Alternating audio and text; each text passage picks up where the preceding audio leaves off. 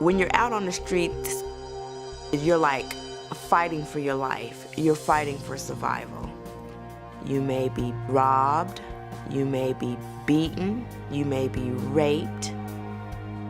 For the most part, shelters are full, so you find refuge wherever you can, whether it's in a doorway, whether it's in an alley, whether it's sleeping on a piece of cardboard in a park. And being out there in the wild is putting your life in jeopardy. As a junior in high school, I came across this man. This man was providing me with everything that any teenage girl thought she would want. Shortly after I fell for his charm, I decided that I would move out of my mom's house and I would go and be with this guy because he loved me and he was going to take care of me. Soon after I got in a relationship with him, I figured out where all this money was coming from. He was dealing drugs. At the beginning of my senior year, I had my first baby. By the time I walked the stage in June, I was pregnant with my second baby. Shortly after that, the domestic violence had really become out of control. Something that I couldn't hide were the black eyes, the broken bones, the knocked out teeth, and I resorted to using drugs, crack cocaine.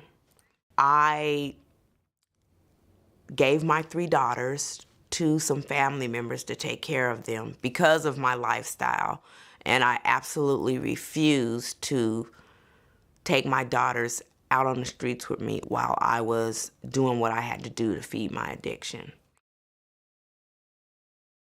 I think I had actually smoked crack into an actual crack coma that left me asleep for about 4 days. Some kind of way, I made it up to Harborview Medical Center. When I got to the emergency room desk, the words that came out of my mouth to the person on the other side was, "I need some help."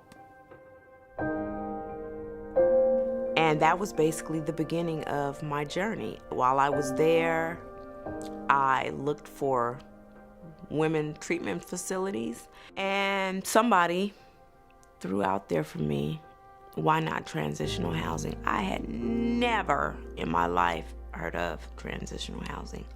What is that?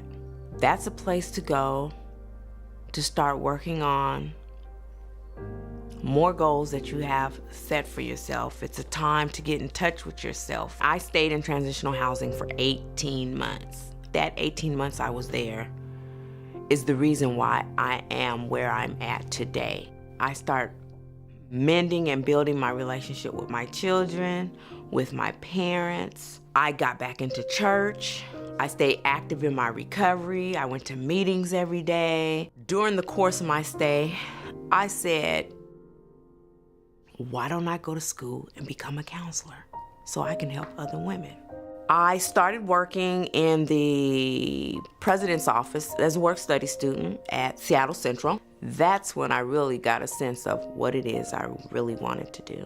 I wanted to take not only some of my education, my book education, but also some of my street knowledge and incorporate them to guide yet another broken person. And so coming into Sojourner Place as the case manager gives me the opportunity to meet the women, to know where they've come from, what their struggles are. Oh yeah, I have been there. I am no better than you. You are no less than me. We are equal all the way across the board. I've been to some really dark places. I haven't been in places where others have been, but they are more receptive to knowing that I too have been homeless, that I've been a victim of domestic violence, that I've been addicted to drugs, but more importantly, that I made it out. And my message to them is, if an addict like me can do it, you can do it too. I will help you get to where you need to be or where you want to be. You cannot do it alone. Support is one of the major factors for these women getting their lives back on track so that they can live individual, productive lives and be acceptable members in society.